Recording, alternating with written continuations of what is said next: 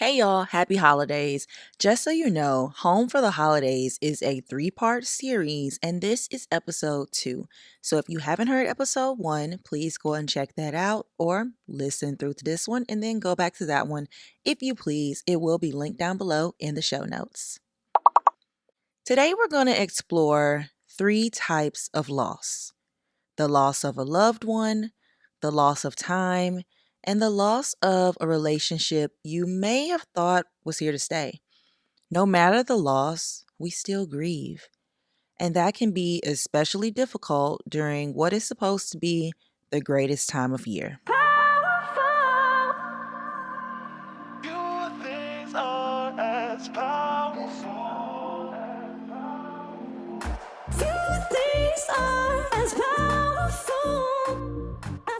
What is going on, beautiful people? You are listening to the Affirmations for Black Girls podcast, where we focus on personal growth and cultivating a healthy relationship with ourselves. I'm your host, Tyra, the creative actress, content creator, and mental health enthusiast. For my birthday this year, one of my best friends who couldn't make it to my birthday party sent me a text. He said, and I quote, "It is such a blessing to see you enter another year. I know you faced so many unexpected challenges and losses since your last birthday, but I've seen you remain steadfast in your faith and your journey towards healing, loving, living, and dreaming. I'm so inspired by you. You are a light, friend, a very bright light. This year will be jammed full of ventures that increase your luminance and reach. I just know it." Ooh. And after I read that, I started to cry and I got a little choked up just now as well. But when I thought about it, I also had this overwhelming feeling of gratefulness. And I even felt slightly accomplished because even though this last year has been filled with loss and unexpected loss, I did remain steadfast. I did keep going. I did get up every day and find a reason to keep on chugging along. Even though I was grieving, I was still able to appreciate the fullness of my experiences. And with that being said, let's jump into this episode's affirmation.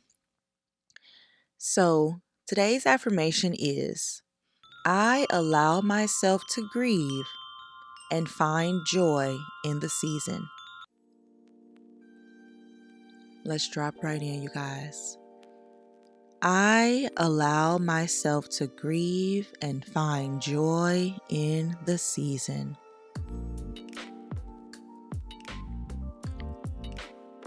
I allow myself to grieve and find joy in the season. I allow myself to grieve and find joy in the season.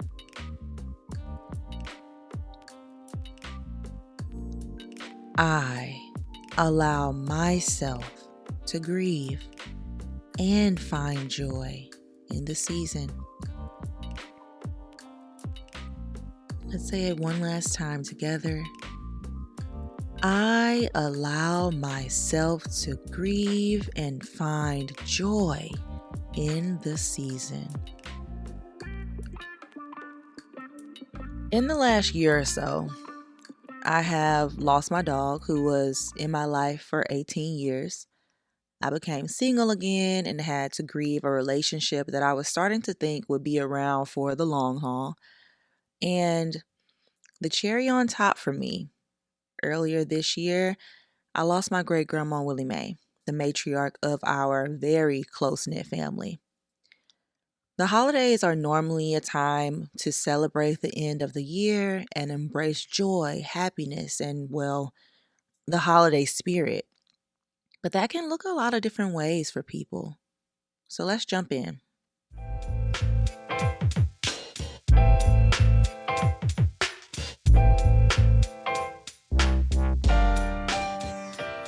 Balancing the holidays and grief and loss is a huge challenge. And before we really dive into this, this is what I am telling myself during this holiday season, it's okay to feel, it's okay to be sad, it's okay not to be in the Christmas spirit.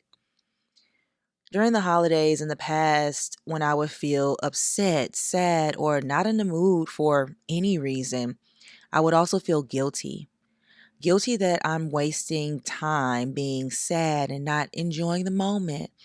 But as I get older, I remind myself that giving myself grace and the space to feel is 1,000, 1,000,000 times more important than a holly jolly Christmas. So today, I'm going to share with you some strategies to navigate your feelings of grief and loss. And y'all, like I'm saying, I am right here with y'all. These are the things that I am personally using this holiday season as well. So the first thing, and I think the literally like the first step of all of this is to acknowledge and accept your emotions. Acknowledge the range of emotions you may be experiencing and understand that it's okay to feel a mix of joy and sorrow during the holiday season. In Monday's episode, I mentioned taking a step away to gather yourself. If you start to feel overwhelmed with emotion or like you want to go let out a scream, a cry, or you just need to take a breath, do that. Especially if you are traveling home for the holidays and you're not in your normal safe spaces, take that second to go stand in the bathroom. Take that second to go stand in the closet. Whatever you need, take a walk outside. Whatever you need, do that. The next thing I would do is create new traditions. Establish new traditions that honor the past while allowing you to grow and change. Adapt or even create rituals that celebrate the memories of your loved one or acknowledges changes in your life. One of the biggest things that I have been thinking about since my great grandma Willie Mae went to be with the Lord is how can I honor her name? And I have a couple of ideas, but I really haven't come to um, you know, a decision on what I really want to do. But one thing that I am doing, I I know that this is probably going to become a thing. I will probably be one of the chosen ones to make her pies for the holidays. And while it's not technically a new thing because it's her recipes, it's a new tradition because now the baton is being passed to me. If you guys don't know, I am a pastry chef and I do make a lot of my grandmother's recipes um, all the time. But now that one of my grandmothers is no longer with us, I do. Family members have already been turning to me saying, "Are you making pies this Christmas season?" And I'm like, "Oh wow, I guess I am." So the next strategy that you can employ this holiday season is trying to express your grief creatively. And I know everybody doesn't necessarily exercise their creative muscles, but I'm here to say every human being on this earth is creative. We are expressive beings, and creativity is innately within us. So try to find healthy outlets for expressing your grief, like writing, art, pottery. And one of the biggest things that I'm excited about doing when I go home, which I talked about in Monday's episode as well, is my best friend Bria and I are going to be using this app called ClassPass.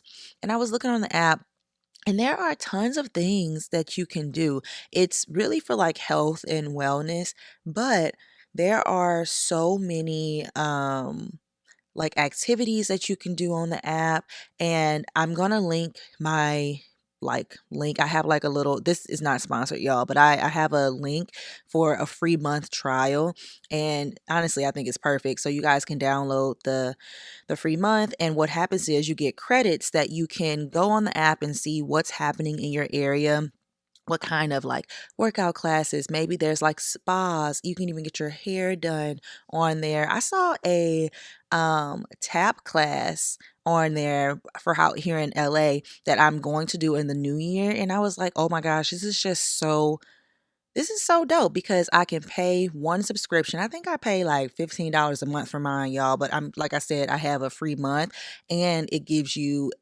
like, I don't want to lie to y'all, but it give you bonus credits. So you start with like 60 something credits. And what I've realized is that each class can range from like 3 credits to I've seen some for like 12 credits. So you get a lot of bang for your buck. But I love that I can just pay for one app and then try a bunch of different things and see what sticks for me. So figure out how, or not even figure out, try different ways to express your grief creatively, maybe something that you've never done before. I think that could definitely help out a lot. The next thing, the next strategy, I keep saying thing, I don't really like saying thing. The next strategy is give yourself permission to grieve because there's a difference between acknowledging, okay, yes, this happened. Okay, yes, I'm feeling this. But now you have to say, it's okay to grieve. It's okay to feel. It's okay to cry. It's okay to scream. It's okay to punch something. It's okay to break something. Have you ever heard of those rage rooms? I definitely need to go to one in the new year. But grant yourself the time and space to grieve authentically in a raw way, recognizing that healing is a gradual process. So be patient and understanding with yourself as you navigate through the complexities of loss because it's a very colorful process. It's very complex. You never know where you're going to be on each day. So give yourself permission to go through that grieving process. There are 7 stages of grief. I've talked about this in the past. I do have an episode on grief if you want to dive deeper into the 7 stages, but we have to, and it's hard. I'm not saying that any of this is easy, y'all, but we have to lean into giving ourselves permission to grieve. The next strategy that I'm definitely nervous about, but I'm definitely going to do it, is to seek support. Now, I've talked about therapy on the podcast. I go to therapy, but I also want to seek support in my family and friends, especially because, specifically with the loss of my grandmother, we all experience that loss. We all experience that grief from that same shared moment. So I want to connect with others who understand my experience and can provide me comfort and companionship, and it's a two-way street. I can provide support the same way they provide support. One of the things that has been on my mind lately is making, as you know, pertaining to my great grandmother, is making sure that her kids are okay. Now y'all, her kids are my grandmother, my mom's mom, and my great aunts and my great uncles. And it's just such a blessing to be able to still have all of them in my life, but I have to realize that they just lost their mom, and this is their first Christmas ever without their mom. So I really want to provide that support as well and create that network because we all have a shared experience of loss. The next strategy, which I will be also employing with like my family, is memorializing and celebrating. Celebrating don't have to look like woo woo woo, let's celebrate, but I really want to create a memorial or engage in activities that celebrate the life of my loved ones. So, the life of my great grandmother, the life of Lexi. You know, Lexi was in my life for 18 years, y'all. Most of my life. I'm 29. I turned 29 this year. So, I had her since I was 10 years old. That's basically a newborn.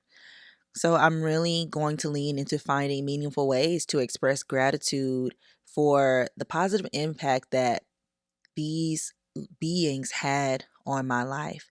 Now, it's going to look a little different from my dog to my grandmother, but Lexi really played a huge role in who I am today. She was my first big responsibility. She lived out here in LA with me. She taught me how to love unconditionally. So, I we have a portrait that we took, and I definitely want to get that framed and put up. And I have a necklace that I really really want, and I'm just finding different ways, whether it's tangible or whether it's internal, to memorialize and celebrate these people that I love.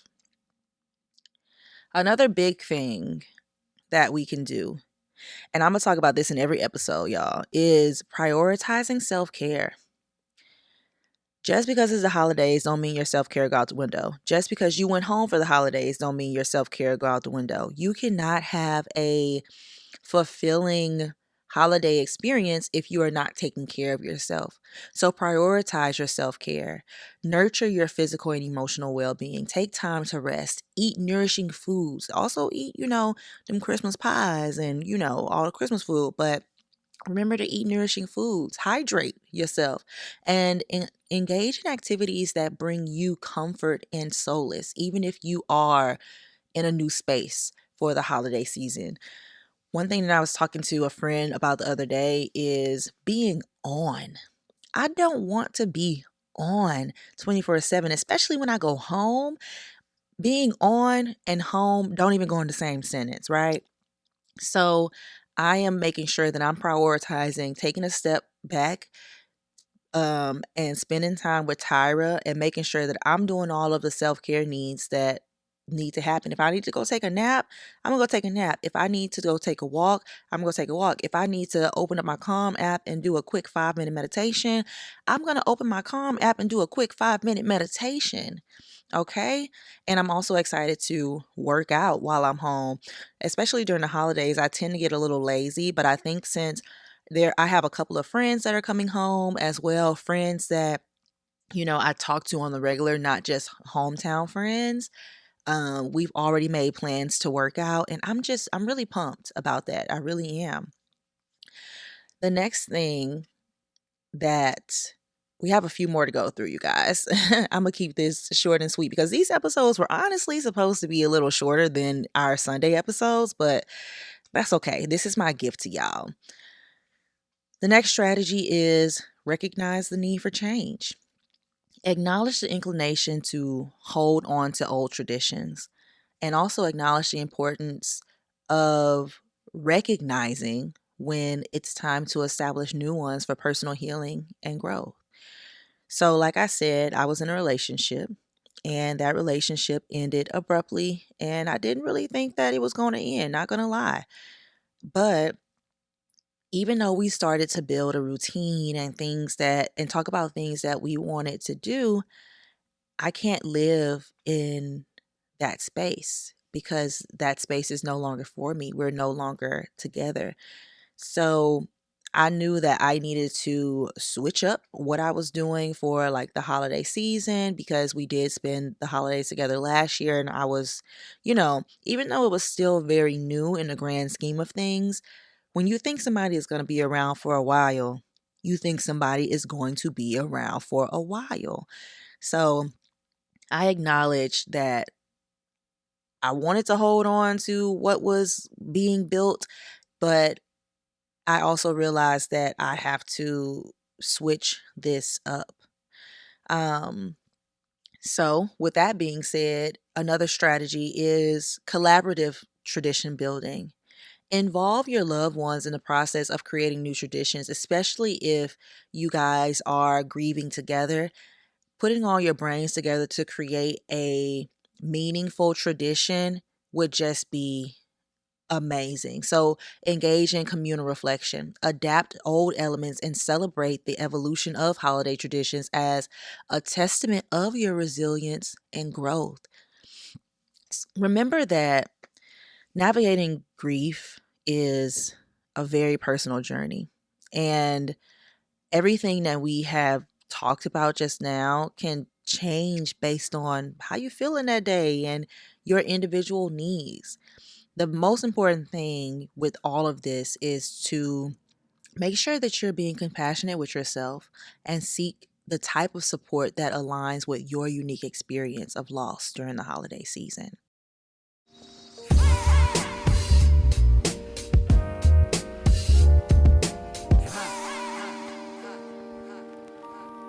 Let's quickly talk about our friends that are maybe not going home for the holidays. We all can still be experiencing grief and loss. So I really wanted to quickly touch on any of you who may be staying where you're at right now for the holiday season. The biggest strategy that I have also had to employ with not being home right now for the holidays, because as you guys know, I live in Los Angeles. I did not go home for Thanksgiving. So I do have that dual experience of going home for the holidays and not going home for the holidays, right? So the biggest strategy is to cultivate solo traditions. If you are not going home for the holidays, consider cultivating solo traditions that bring you joy and comfort. Explore what that can look like. This could be watching your favorite movies, cooking a special meal for yourself, or taking a reflective walk in nature. Oh, I've also, you guys, and this is on my bucket list for 2024, but I've been seeing those getaway houses where you like lock your phone in a box and you go and you're in this, like basically doing a retreat. I really would like to do something like that. Cultivate your own solo traditions. I spent the majority of December here in Los Angeles, and I was also here for Thanksgiving. On Thanksgiving Day, I decided that I wanted to go do pottery. So I went and did pottery all day, and it brought me so much joy. And then later that night, I went to the movies and I saw Wish. It was a great night for me. One of the things that I want to point out about that is when I was still living at home, one of my best friends, Daria, and I would always go to the movies on Thanksgiving night. And that was really something that I wanted to continue doing. But she lives in Boston. I live out in Los Angeles. I said, you know what? I'm going to cultivate that solo tradition. I must still go to the movies. Granted, it was a tradition that I already started, but now that I'm here by myself, or, we're on opposite sides of the country, it's now a solo tradition for me. And I love that for me. Another thing that you can do is connect virtually. Now, this can be like a two-way street. I've talked to friends about this, and they're like, "Ugh, I don't really want to spend a lot of time on the phone because then I feel left out. I'm having FOMO and all of this," which is fine. But you can also leverage technology to stay connected with your loved ones, even if you can't be physically present. So schedule a virtual gathering, even if it's not on the day of, maybe that can, help your FOMO. Schedule virtual gatherings, FaceTimes, or actual online activities, like a game, a virtual game night to share moments with your family and friends. This can help alleviate those deep feelings of isolation and foster a sense of togetherness. And I also know that there are some people who maybe you don't go home because you don't really get jiggy with your family like that. And it's okay. That happens. But something that I especially learned living out here in LA is chosen family is very important. So for the holiday season, build your own support network. You know, build a chosen family. Surround yourself with close friends or individuals who provide understanding, empathy, and a sense of belonging. You know, strengthen connections with those friends that you met where you live now. Maybe they're still in the town as well, especially in a place like LA. There's a lot of people who are transplants, myself included, who don't go home for the holidays. So there are a lot of friendsgivings and friendsmas parties and stuff. Lean into that. I always think about this. As humans, we are not meant to be isolated. We love togetherness. We love interacting with other humans. And that can look a lot of different ways for a lot of different people. But in a general sense, spending 100% of the time in isolation is, not good for our mental health. So figure out who your chosen family is, or if you already know who those chosen people can be, hit them up. You never know. If you've built relationships with people who are actually from the town that you're in, that happens not to be where your family is, or if you don't really have family to go to, still call those friends up. Don't feel like you're intruding. Don't feel like you'll be a burden. Just take a breath and say, hey, can I spend the holidays with y'all? I've spent the holidays with friends, and friends have come and spent the holidays with my family. And every time a friend has come to spend the holidays with my family um, welcomes them with open arms, and vice versa. I have a great time. It still feels very festive. Now, I haven't spent Christmas specifically with anyone else's family, but I have spent other holidays, and it it's definitely a great experience. And the last thing I want to touch on for a strategy, especially if you are not going home for the holidays, is volunteer. Give back. This is something that I really want to dive into in 2024, but channel all of that energy into something positive, like volunteering during the holidays. There's so many different ways you can give back during the holidays, and contributing to a cause you believe in not only provides you with a sense of purpose, but it also connects you with more like-minded individuals. Volunteering can create a very fulfilling and meaningful holiday experience, allowing you to make a positive impact and build a sense of community outside of your familial relationships. And also, volunteering and giving back, it gives you a dopamine rush like no other.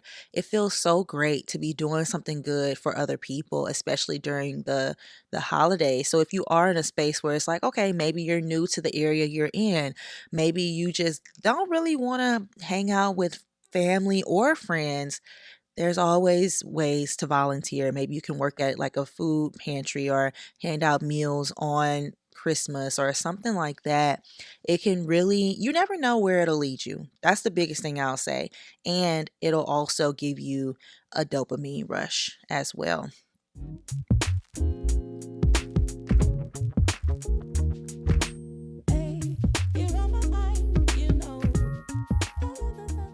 The holidays can be yucky. If you aren't in a celebratory mood, that's okay. If you're grieving but still want to celebrate, even if it's uncomfortable and maybe tiring, that's okay too. One of the most beautiful parts of life, I'm coming to realize, is experiencing the fullness of our emotions. This may sound cliche, y'all, but it makes me feel alive. Growing up, I suppressed my feelings so deeply that most of the time I'd feel numb. So, even through all of the loss and grief I'm experiencing this holiday season, I'm grateful that I'm feeling again. Now, I know that's not the case for everybody, and it hasn't always been the case for me, but loss, whether recent or distant, can cast a very unique shadow on celebrations.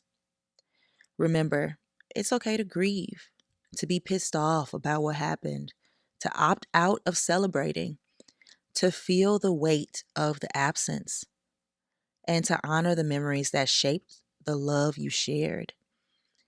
In embracing grief with compassion, cherishing the memory of your loved ones with grace, and finding strength to establish new traditions, you're not just weathering the storm, you're cultivating resilience. So, in these moments of reflection and transition, know that your journey is valid and all of your emotions are acknowledged. May you find solace, warmth, and the courage to continue putting one foot in front of the other. Happy holidays.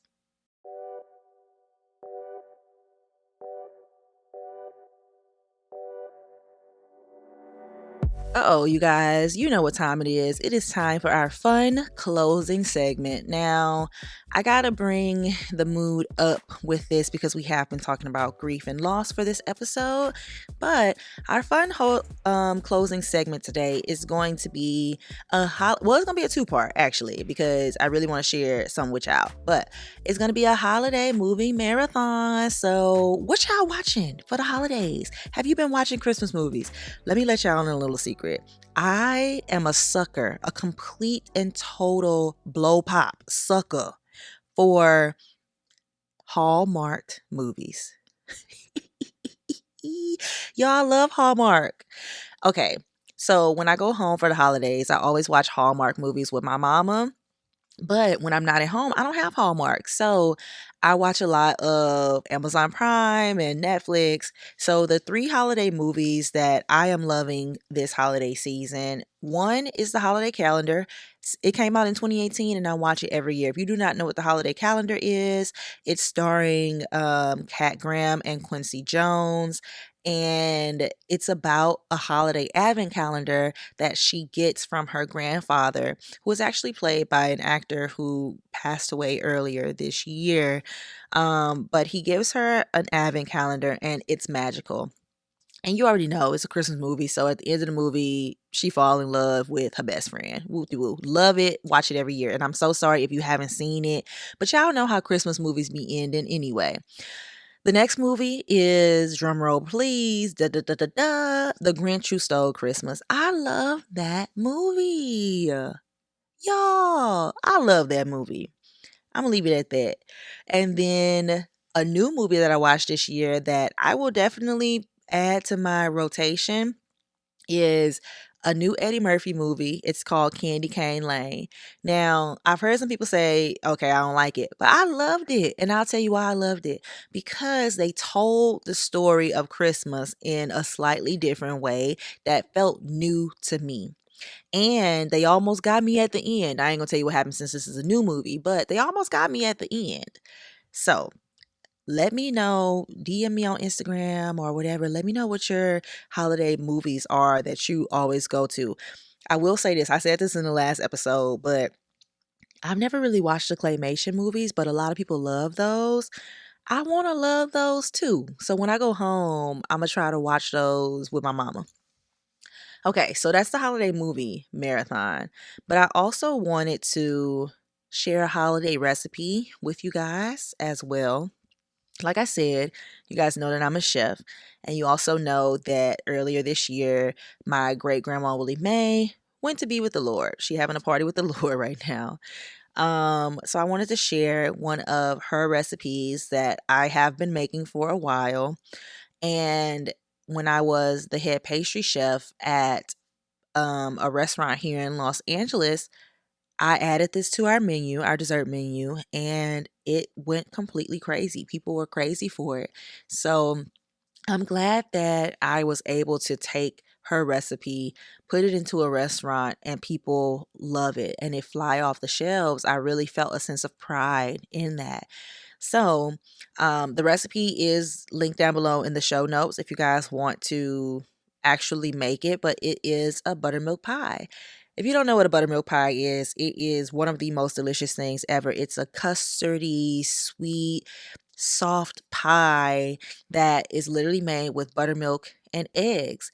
And I've been making this recipe since God knows when, y'all. I've been making it for a long time, but it is always one of my best sellers when I do like holiday menus. I've made it for friends out here in Los Angeles, and it literally blows people's minds. It's a very simple pie to make, it's very easy to make, but it is so good. Imagine vanilla ice cream in pie form. That's the best way I can put it. There's a little bit of nutmeg in there because there's a little bit to add a little bit of warm spice. But y'all, it's good. Very easy to make, and you can just put it in one of those all like pre-prepared pie tins that you get from the grocery store. I'm gonna link it down below. And for those of you who are like, girl, I didn't know you was a pastry chef. Yes, I'm a pastry chef.